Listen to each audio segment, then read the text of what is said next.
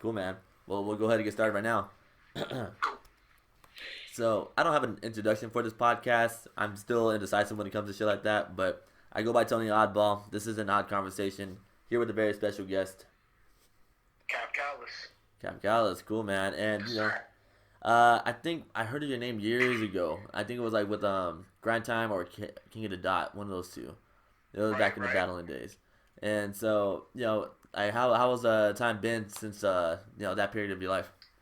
Yeah, I mean, that was probably almost 10 years ago now. Mm. And I've just been really, really busy on my music tip for a long time since then. I feel like that was like a good little catapult. It got me out to California. It got me in LA. And then after I kind of stepped away from battle rap for a handful of reasons, mostly just wanting to focus on making music more. I've just been busy, trying to tour as much as possible, being prolific with projects and trying to record and collaborate and be as creative as I can be, you know what I mean, as the world will allow me, you know what I mean? So I've had a pretty cool, life and existence in the underground indie sphere, since battle rap, which is really, really cool. I feel like a lot of people may not have gotten the possibility to do some of the things that I was fortunate enough to do post battle rap, and I'm really appreciative of that. Yeah, that's like one thing too. I've always realized when it comes to the battle rappers, and they have their own music career on the side. A lot of the music isn't really the best. It's kind of hard to kind of like balance the two out. Not many battle rappers can do that, and that's Yeah, my I personal mean, thoughts. I think a lot of battle rappers also don't come in as musicians or artists, or you know what I mean. Like I was originally a rapper. I didn't start off battling. I mean, I'd like battle my friends and stuff, but I got involved in the whole grind time scene just because I was just making sure that Orlando looked good.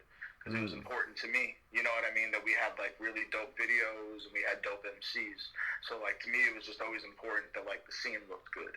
Mm. That's how I got involved at least. But yeah, I mean, I think a lot of those kids, they get caught up in the realm of like, this is how I'm gonna rap, and like instead of like taking a musical approach. But then there's also some really special rappers that take a musical approach to battling, and they have great music and they have very special, unique battle skills as well.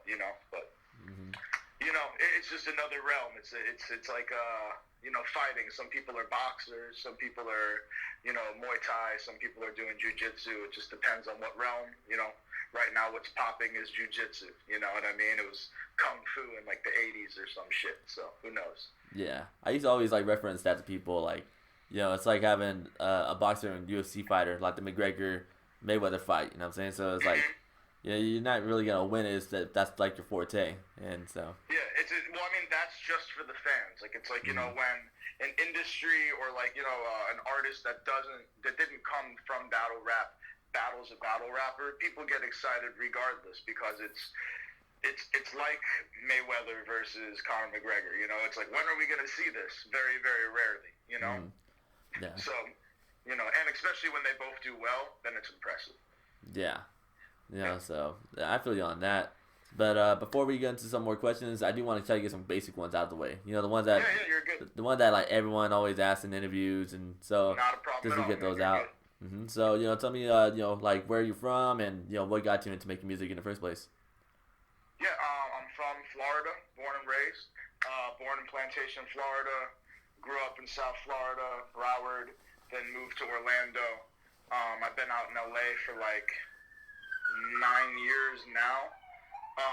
And I've always like loved music. I fucked around with like hardcore and punk bands when I was like in like elementary and middle school, and like just like wasn't really, I wasn't great at like playing any instrument and like wasn't awesome at singing, but like enjoyed writing songs and shit like that. And like I used to like always like my dad was always encouraging me to like memorize song lyrics and shit, like like and like flip them. So like that was cool. And then like when I got like in high school, I think I started like freestyling, like because like friends of mine would freestyle, but like they weren't great. And then like one day, like like I think like homies were just like, well, don't talk shit, like like you try it. And like I like was like kind of like decent, and then they were just like, you're the one who's rapping now. and like that's kind of like how that started. But like the music end of it was always like an interest for me, like ever since like middle school. Like I draw pictures of me on a stage, even though I wasn't in a fucking band or nothing. I knew that's what I enjoyed, you know, like be an orator to the masses of some kind of degree, you know. Yeah, for sure. And then you know, what, like, how old were you when you finally got into gear with like the music scene? Um, Man, I mean, I probably started getting involved in like the music scene of like Orlando when I was like 19, 20 years old probably is when like I like really started to like get my feet in the scene, and I was out there for a while till I was like 25 probably. So like I mean, I was in that scene for like 6, 7 years, just kind of figuring things out before I moved out to LA. And I feel like once I got out here, I kind of had an idea of what kind of trajectory I wanted to take and where I wanted to go. Okay, for sure. And then, you know, so like, can we talk about influences real quick? You know, what kind of like influence your style? Yeah, I mean, it's crazy because like my style is more inspired by like things that I like aesthetically necessarily than other artists per se. But like, I mean, again, like I love horror movies. I love just in general like a more dark, macabre like aesthetic. But outside of that, like even like 80s nostalgia and like cartoons and weird, you know, late night movies that you wouldn't see in Trauma type shit like that. But and then like on a music tip, I mean, like huge fan of Big Pun growing up, like just like rapping ability wise. Huge Devin the Dude fan. Scarface, like significantly as an MC. Obviously, I went through like just an intense phase of being obsessed with Outkast when I was probably like 15. You know, I loved Cage when I was in high school. Yeah, I remember Cage. You know, I'm just trying to, and then like, I mean, but in middle school, like I was going to like Marilyn Manson concerts and shit. You know what I mean? Like that's been more, like Marilyn Manson has probably been more of an influence on a lot of things that I do aesthetically, not necessarily sonically, but like, you know, like Trent Reznor and Marilyn Manson for sure were huge influences on me. You know, like on a massive level. But like, again, I also feel like, not to not give Marilyn Manson his flowers, but like because he's so like praised by a handful of like younger like rappers now, I feel like it's almost like cliche to be like, yeah, I love Marilyn Manson, but like I'm from like the same area in Florida and shit. Like I was like going to like a lot of these people's like early shows and stuff. So like yeah, I mean, you know, incredible artists like that, and just in general like the South Florida scene really inspired me. You know, like, I mean, I remember going to battles when I was in high school and just being like, holy shit, these dudes from Miami are mad good. And then moving to Orlando and being like, holy shit, like, I thought I was going to be the best rapper here, and all these cats are incredibly good. You know, like, because Orlando just has, like, a really, really good scene for rappers. So, like, all of that, I think, was inspiring because I didn't want to suck. You know, like, I think it was more like being competitive was inspiring. So like I was fortunate enough to be in a scene where I wasn't the dopest rapper. So like, you know, like I was like, oh shit, like if I want to stick around and be as dope as these people, I actually have to work at it, you know? Yeah, for sure. That might have been a really jumbled answer, but you know, no, that's the gist of it. Yeah, no, it's all good because you know it's your interview. I like everyone just to like you know spill as much as they want out just because it gives others to a chance to understand you and like get to know you a lot more. And honestly, like I'm a Cage fan myself. I haven't listened to Cage. Yeah, Cage is great. Yeah, Cage is dope. You have a favorite album by him? Favorite album by him? Probably. I mean, I want to say it's the Weatherman EP, the Weatherproof EP. Okay. That's probably my favorite project by him. That or Movies for the Blind. But I mean, he's got a more recent project that came out like probably 6 years ago called Kill the Architect or whatever. That's like a really, really great project. I mean, dude's consistent. He's a really, really fucking good rapper. Like, he's a very good rapper and a really good artist. And that's why he's still touring today. Yeah. You know what I mean? Like, he's still doing all right, I would assume. A homie of mine was actually producing some shit that he was doing with like Marilyn Manson at one point, which is crazy. the Oh, shit. connection. But yeah. Damn, man, that's crazy. Yeah, that's dope. Like me, I'm from Southern California, but even when it comes to like listening to all this like indie and underground type of hits, it's like I mean not hits artists.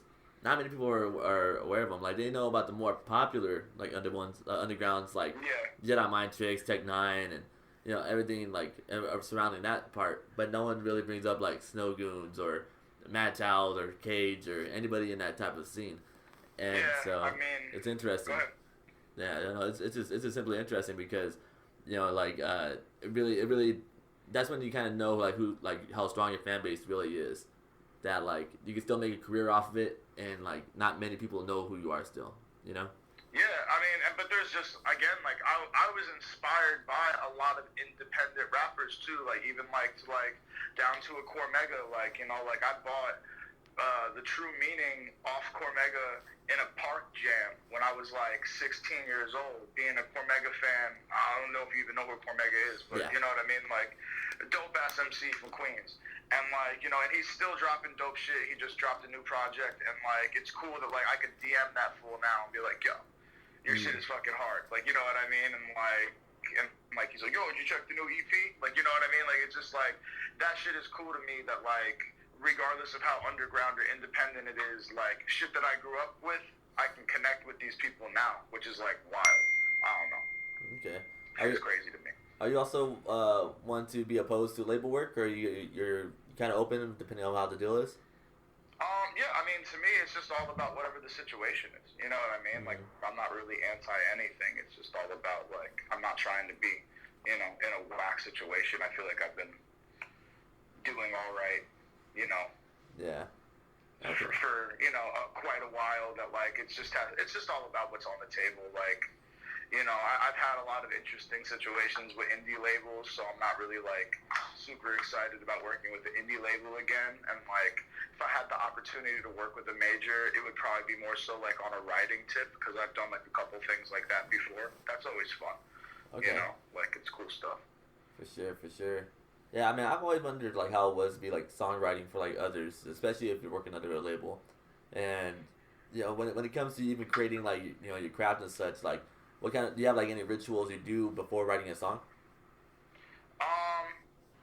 I mean, for me, my main thing is just like I know that that's my job, and I know that like if I'm in a studio or I'm sitting with the producer, that like I'm supposed to be creative. You know what I mean? So like I think that like ever since I developed that mindset of like okay, like this is your job. Like you know what I mean? Like if you're in a studio, it's time to be creative. Like if I was like a chef and I was in the kitchen, like it's time for me to be creative. It's like like why would I not be inspired if I was in like a beautiful kitchen if I was a chef? You know what I mean? So like if I'm in a studio and there's a microphone and there's beats, I'm gonna make something dope because that's what I do. Like I mean I've had this conversation with like a handful of friends of mine where like they're like, oh, like that was a crazy session. And I'm like, yeah, like that's what we do. Like it's supposed to be like that. Like you think someone walks out of like like IKEA, like oh man, it was nuts. You see it like like, and I'm like like or whatever. Like it is. It's like yeah, like that's what you're supposed to do. Like you know what I mean? Like it'd be one thing if we did like 40 songs in one night, but like you're supposed to make like a couple dope songs in a night. But that's my mentality is that you should just be performing at that level. So like again, like it's not really like a ritual, it's more so just like a mindset of like, all right, like you're an artist, you rap, you make music, get the fuck in there and rap and make some fucking music, Yeah. And are you also like in charge of your own music videos as well? Yeah, I mean I've co-directed or directed probably everything that I've put out. Okay. And like, been hands-on with the treatments and everything. I've directed some videos for a couple other artists. It's not, I don't cam op. I mean, I have, but I'm not like a big cam op, but directing is cool. I fuck with that. Yeah, because I'm not going to lie, man. I thought the 30-pack track that you had was really great. The video was awesome. That's what it was. Appreciate it. Yeah, like you and you had Leah Mack featured on it as well, right? Yeah, she's incredible. And Rex Wonders is the guy who did the video. He's an amazing director and editor, artist all around. Okay, and so how did that even come about? 'Cause I know you have a couple tracks together, but she also has like tracks with like John Connor and different artists. And so that, like, how did that even like come together in the first place? Yeah, so Leah and I have been working together on music since like 2005, probably 2004, 2005. We met through some like mutual friends, like the other MCs you were mentioning and shit. And like, you know, at the time she was working over at Aftermath doing some stuff. And we had a mutual friend over there. And then, like, right as her work over there was ending, I was recording, like, down the street from where she was. So I was like, yo, like, you should just, like, come in here and stay creative because she was bored and she was frustrated. And, you know, like, literally from that point on, like, she wasn't even rapping yet. You know what I mean? Like, she was just she would like if you listen to like the Calistine album, like she was like ad-libbing a lot of my verses, and like, you know, she would sound so dope. At a certain point we'd just like mute my verse and listen to her rapping. I'd be like, yo, like, you can do this if you write some bars. So like, you know, it took like a year or two of some coaching, and then like Leah just became this really really dope rapper. And her and I have like probably like 2 albums worth of music in the tuck. But, you know, we took a little break from working because, you know, life and craziness happens. And then we ended up in Brooklyn because I've been working with Optics a lot lately. And she came out there to, you know, do what we do. And the first joint that we made was 30 Pack. Probably long answer, short again. But, like, you know, that's... Were you asking how we met or how the song come about? I tried to... Oh, like all together. Like I love Inside like this. So I don't mind. So yeah. So I mean, that's really where we're at now. And then we have, I'm gonna probably put something out soon because people have been hitting me up a lot, like for Leah music, and there's no Leah music without me right now. Mm-hmm. So it's like, you know, I feel like I'm like being a dick if I'm withholding anything. So I'm trying to get like a 10 to 13 song project out with us by like the next couple months. I'm already putting things together. It's just like, you know, the corona shit slowing down videos and whatnot. But outside of that, it'll be ready to go really soon. And like I'm so proud of that person. Like, she's an incredible talent because she's an amazing singer. You know what I mean? She was over at the label singing. It's not like she was over there rapping or doing anything. She was doing background vocals and shit. And, like, now she's a full-fledged, like, really lethal MC. You know what I mean? She's a really dope rapper and, like, one of my favorite rappers to listen to.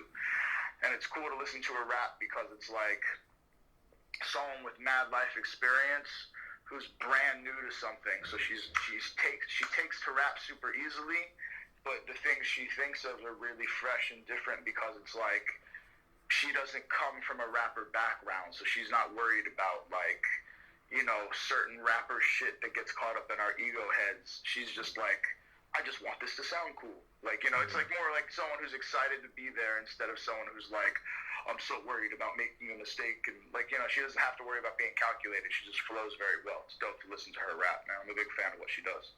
Yeah, man. That's, like, one thing for myself is that, like, I love just hearing, like, just unexpected talent, like, because, you know, if anyone ever sends you like a Spotify link or a SoundCloud link, you click on it and then most of the time like they're trash, but then when you actually get a good one, you're like, okay, this actually took me by surprise, you know. And so yeah, I mean, the second you hear her speak, you want to listen to what she's saying, you know. Like, it's a very very easy voice to listen to. Yeah, because, you know, with that song and a couple others, yeah, it really does have a dark sound to whatever tracks you put out. Like, I didn't have enough time to really like get invested, but like the older music videos you had, but it does have like a dark sound for all the recent ones that I've seen. Yeah, I mean, again, like, that's just always going to be like where my heart rests and where my aesthetic is. Like, I will forever just love darker shit. I don't know, that's how I've always been. Like, my mom was bribing me with horror comic books when I was like in 3rd grade to have to do stuff. You know what I mean? Like, that's just what I like. And it's always going to be portrayed in my music because that's what I find interesting. Like, I'm a pretty happy dude. I got a pretty decent life. You know what I mean? Because I get most of my dark shit out on the page and on screen. But yeah, it's just better that way. Like, that's always going to be way more sexy to me than like the super positive. Yeah, no, I feel you on that. You know, like someone always told me, man, like when it comes to like, especially when it comes to girls, they're always like, dude, like, I want myself a good girl and this now. I'm like, I do too, but I don't want no by the book person either. You know, it's like I need to feel you can't trust rebellious. someone who's too good. You know what I mean? Yeah, like it's just like you gotta have to have the rebellious side to yourself, and that's just me personally though. But that's why I like the darker stuff. Being dark is being vulnerable. You know what I mean? I'm putting a lot of cards on the table. You know what I mean? I do put a lot of my darker thoughts and darker realities and experiences into my music. So it's like, you know, I'd rather give people the real than like, hey, this is the shiny version of what I wish my life was. You know what I mean? Because that's not being honest with people. Like, you know, like we've all been through some shit. That's a lot more relatable than like, I don't want to hear someone like fraudulently talking about how happy they are. Not to knock anyone who's also genuinely just having the best time in the world, but I feel like the best music certainly comes from pain. Like, you know, it comes from a darker place. Well, that's the thing, man. Like, people need to struggle and people need to go through hard shit just so they can figure out like what really lies within them. You know, like I'll tell you this much, man. Since the month of September of last year, it's been one hell of a fucking chaotic roller coaster. Like just 2 days ago, you know, my cousin got shot and you know didn't make it, and you know it threw me off because like you know this is like in the sorry for your loss, man. That's all right. Thank you so much. But it's like in the peak of me doing all these interviews, like I have a lot to put out still, and like you know, you have the whole mode of training. Once you get like the call, it's just like whoa, and then like everything gets put on pause for some reason, and it just throws you off. But then you realize, okay, like you got to keep it moving, you got to keep going. Well, because everything only gets put in pause in your world. You know, like the person throwing papers is still out there throwing papers. The dude making donuts is still out there making donuts. Exactly. You know what I mean? The doctor's still putting it. So it's like, that's the crazy thing. You know, unfortunately, I dealt with like a lot of death in my life, like at a young age and shit. And like, it is one of those interesting things where like, you know, it causes a ripple, you know, like when you like drop a pebble in the water and like as the ripple expands, like it gets less and less apparent. You know what I mean? So, like, the further outside your circle goes, the less it affects people. And you can look around like, yo, what the fuck? You know what I mean? But, like, at the end of the day, if things are moving, you know, shit be moving. Yeah. You can't, like, it's one of those things you would like the world to stop for, but it just doesn't, you know? Yeah, exactly. It's like Gary Vee, like the entrepreneur said, like no one gives a fuck about your feelings. You know, you just gotta keep at it. And no. You know, it's like a double-edged sword with that, but you know. Well, I mean, to be honest, a lot of times we don't even care about our own feelings. Yep. You know what I mean? We don't treat ourselves very well most of the time.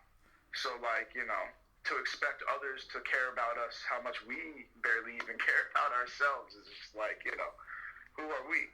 But at the end of the day, it doesn't change the fact that like everybody's going through some shit. You know what I mean? And that's why, like, your intention and your approach with people is what's important. You know what I mean? Because, like, now that you are going through some shit and have been through some shit, your intentions and your approach with people will shift.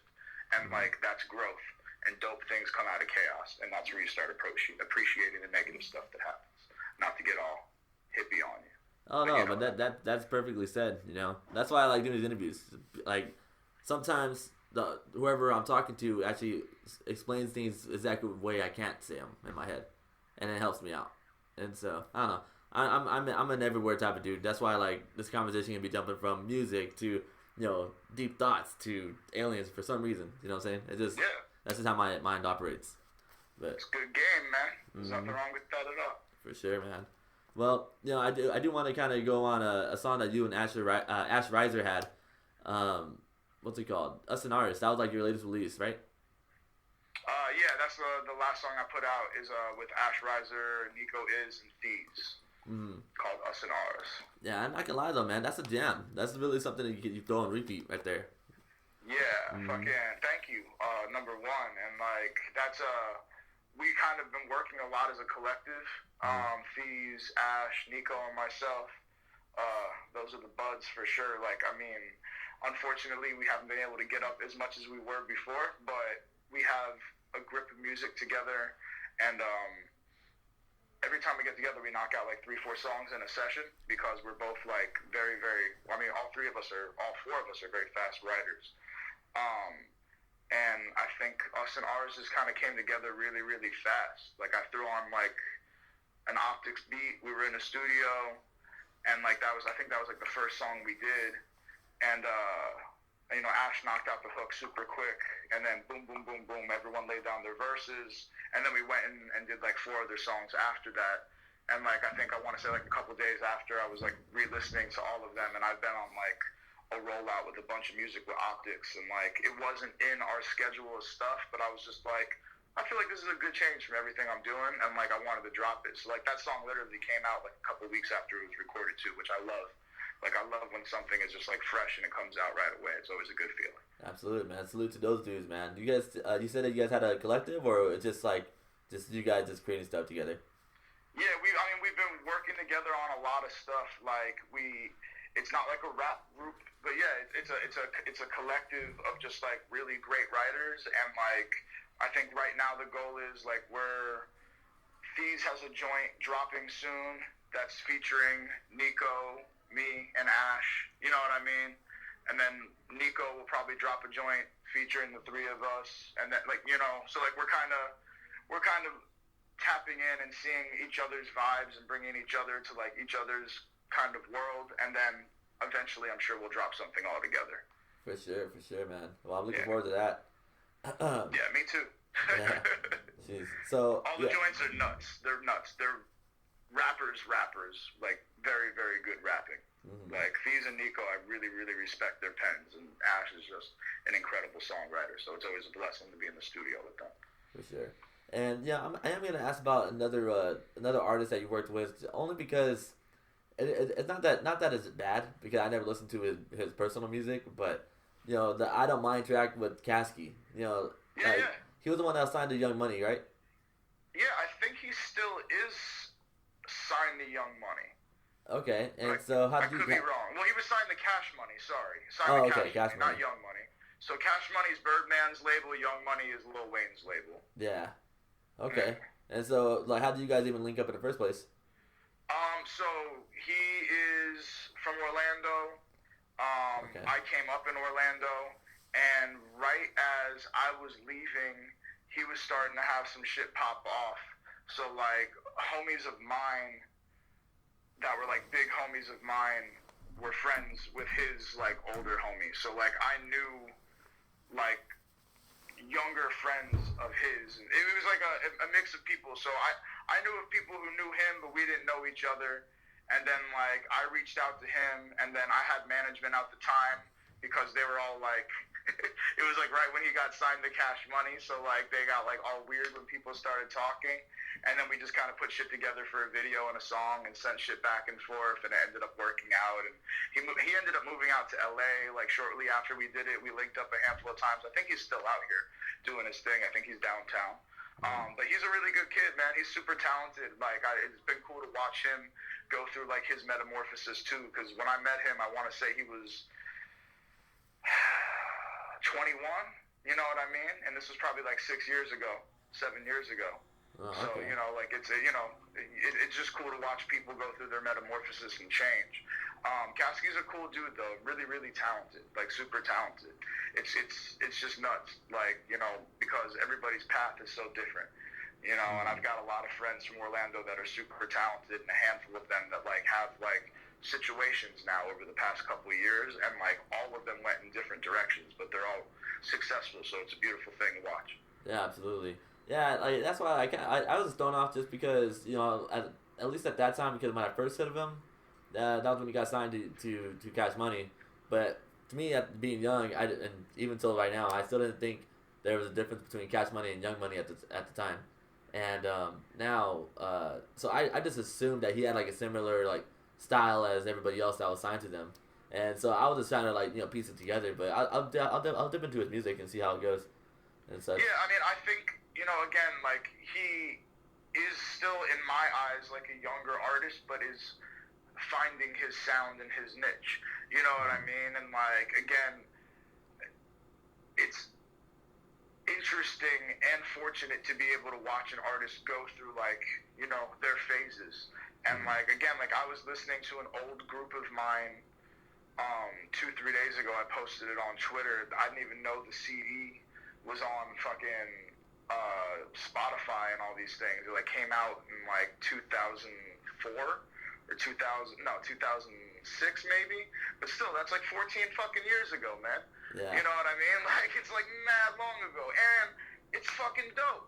Like, so I'm just like, all right, like, it's ill that I can track back my progression and be like, all right, like, even though, like, this isn't what it was, like, there was still, like, it was still a dark-ass subject matter and, like, all these things. So I'm like, all right, like, I've maintained my integrity, but I've just grown with my brand, you know? And, like, it's cool to watch someone like Kasky do the same thing, where it's like, you know, I think you know what you want your voice to be necessarily, but it's still finding, like, you know, the body that it fits in and how that body moves, and, you know, it's getting your fucking avatar body and figuring out how do you live in this fucking weird rapper world, you know? Yeah. And, like, you know, how are you going to maneuver? And it's interesting for me to see people who, you know, get signed at 20, 21 years old to something like Cash Money, or, you know, it's just like, it's a completely different experience than I've had. So, like, you know, I sit back and I watch it, and, like, you know, I appreciate all the triumphs and mistakes from a distance, because, like, it's just interesting to watch. You know what I mean? You can sit there and just be like, hey, like, that's crazy. Like, that's just nuts. You know, I've had friends signed to, like, major labels and the biggest indies and so much cool shit, and it's just interesting to observe, you know? And, like, I think it does, like, the main thing I think about, not to go on a tangent, but I know you were saying, like, hey, like, I'll check out his music or I'll dive deeper into it, is, like, the thing I think about is, like, well, I wonder what he would sound like if he didn't get signed, like, until, like, 2-3 years later. And he was just, like, working on music independently, developing his style without maybe the pressure to sound like someone that you might think. You know what I mean? Like, because he's such a gifted rapper, you know, and, like, but there's a lot of MCs that I look at where I'm like, like, I wonder what they would sound like if they were independent and they got to do a little bit of self-artist development for a little bit longer, you know? For better or worse, who knows, you know? Oh, yeah, for sure, man. And, yeah, that's crazy, actually. And I remember, because, you know, you both are from, you know, Florida. Is he also from Orlando as well? Yeah. Okay. Yeah, because, yeah, all these dudes over there in Florida, I don't know if it's just becoming, it's starting to become more of what was it? Like, the curtain's more open on it now about, like, how crazy you guys can be over there compared to the rest of America. But, yeah, because I interviewed someone from Florida as well. I think, I'm not going to try to remember what county they're from. I'm not trying to offend nobody, but Otto from Brain Dead, you should check those dudes out. Those dudes are pretty dope. But yeah, Otto was telling me about this party out in LA, and then he ran into Kasky, and, like, it was like, wow, it's, even though you're across the nation, you're still, like, somehow meeting up with the other Florida people. And oh yeah, 100%. I mean, I remember being on tour with Mayday, who are from Florida, and we ended up having a joint show with Kasky in Detroit. Oh, okay. You know what I mean? Like, on the most random shit ever. So it's like me, Kasky, and Mayday all on the same bill at, like, Pops or whatever the fuck the venue was in Detroit on, like, a random, like, Tuesday or Wednesday night. And we're all just like, what is this, like, Florida's finest randomly in fucking Detroit? You know what I mean? Yeah. For, like, one night, like, and, like, all independent artists, not booked, like, you know, purposefully. It got double booked by accident, and the fucking bill just got pushed together. But yeah, man, it's a small world. Like, who would have thought? Yeah, for sure, man. So, how was it, you know, like, do you have any memorable tour experiences? Not only with Mayday, but, like, just in general. Like, you have any memorable experiences, whether it's during the performance, before, or after, going on the way to the venue or something? I mean, they're all memorable, you know? Like, I mean, maybe usually when you're on a long tour, sometimes they start blending to each other, but, like, you know, usually, like, the really shitty ones and the really, really good ones are the most memorable, you know? But, yeah, I mean, to me, it's more so, like, the main thing I enjoy about music is performing, you know? So, like, anytime I'm on stage and I get to connect with people, whether it's, you know, 50 people or 5,000 people or anything in between, whatever it is, that's, like, the illest shit in the world to me. Because, like, you know, if 13-year-old me got to speak to me now and be like, yo, dude, like, you know, like, you'll be in fucking Nebraska and Vancouver and fucking Amsterdam rapping, and, like, you know, people will be like, you're dope. Like, that's just the cool thing to me. Like, as corny as it is, it's just like the validation's kind of nice. You know what I mean? Like, it feels good to put in like a bunch of work, know that like you're great at what you do, go on stage, kill it, and like get praise for it. You know what I mean? Like, it's just like that in itself is very exciting for me. You know, like knowing that like I have a show, or knowing that I have a tour or a run of shows, whatever it is. I'm just like, yo, I get so geeked. Like, I love to perform, and I love to get people excited about it. And the main thing for me is like, I'm not a huge artist, so a lot of the times that I'm performing, I'm opening for someone bigger. So it's an opportunity for me to sell people on me. So like it's an exciting thing for me. Like, I'm on stage and I'm usually like, I know most of y'all like don't know who the fuck I am, and when I leave, like, y'all will be at the merch table, and I know that shit, you know. And it's like, and it's good, like that validation of just knowing like, okay, like this is why I've kept doing this, and this is why, like, you know, like I do this, and that's really it. It's just like, it's the fans. That's the main thing. Is like the memorable thing is the people, connecting with the people, and just knowing the people love what you do, and you make them feel good. Dang, for sure, man. Wow. So, I do this thing on the show where, you know, let's just say this whole quarantine thing extends out for the rest of the year, and now you're only stuck with, and sorry, so yeah, it gets extended to the end of the year, but now the streaming services is all fucked up. For some reason, you only have 3 options to choose from to listen to for the rest of the year, like 3 artists or bands or whatever. But you get to also keep the discographies, like production, features, all that stuff. So, who are you rocking with for the rest of the year? Okay, so just to clarify, for the rest of the year, I can only listen to 3 artists. Yeah. Correct? Mm-hmm. Is that what you're saying? Yeah.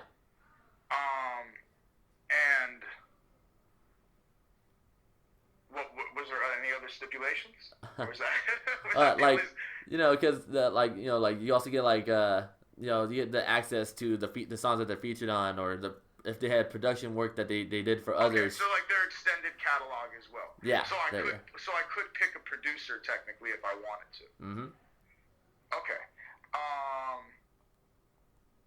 And this is for the rest of the year? Yeah.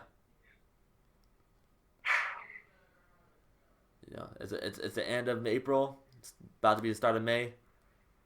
Yeah, I mean, it's not that. I'm more so like thinking like, all right, who has the most extensive catalog, or whose catalog would I want to listen to that I haven't listened to that much that I know is like really, really great. So like one of them I would say is Prince. Okay. One, because like Prince is incredible, but I also know that he's got like mad fucking albums and has produced mad people shit that I haven't listened to. So I feel like it would just be a good opportunity to like soak in mad fucking Purple Rain, you know, and just fucking like really, really absorb the greatness that is Prince. Because like I'm aware of how great Prince is. You know, like, but I know that I haven't like dug as much as I like really could into like Prince. So like I feel like that would be one for sure. Another one would be probably Devin the Dude, just because like his catalog's really easy to listen to, you know, and like it's got like, you know, there's a lot of range and shit, and like it's just like for me it's go-to feel-good music. And then like, damn.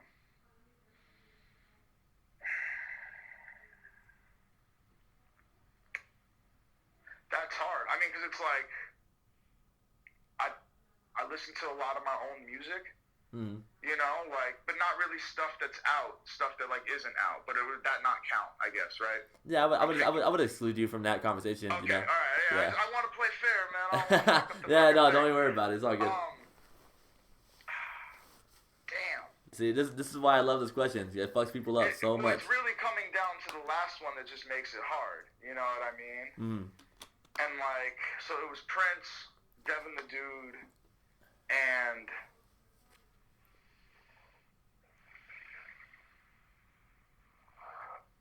it would be between John Frusciante and Alan Raymond, like one or the other.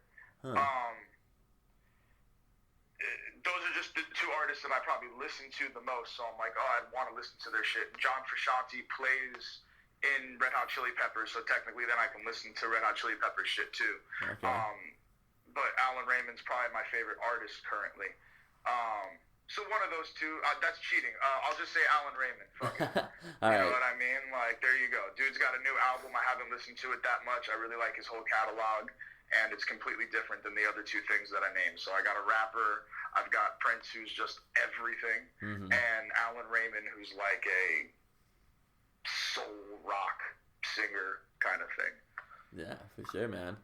Cool. And then another one is, where do you see yourself in 2025? 2025.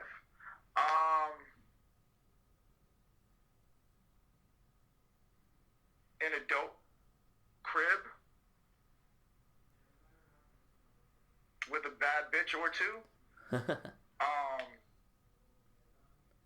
Doing whatever I want. I mean, I don't know how else to put it. It's kind of what it looks like. I'll probably be owning a house, you know, surrounded by some kind of awesome beauty, and being happy and seeing my mom and my sister accomplish some awesome shit, you know. Owning more stuff. I don't know. That's about, you know, being happy and owning more things, and my sister and mom being happy and accomplishing shit. I don't know. You know, or are you saying like musically? No, like, in general, dude. I went to very simple, like, things. I think that's the best thing though, because everyone always resorts to like only the music space, but like you kind of give us some more insight on like what's going on like past that. So, you know, I like that answer. It's what's important to me. Like, you know, like I'd like to be owning a house and like have a dope relationship with someone beautiful and my family to be okay. Yeah, man. No, that's and via music. And music doing all that for me. There you go. Okay. Hey, you just had to wrap it back. You just had to do a roundabout. I feel you.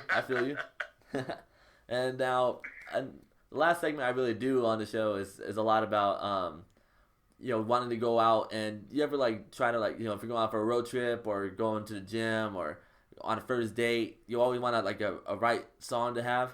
You always want to like put a song in a playlist for certain moods.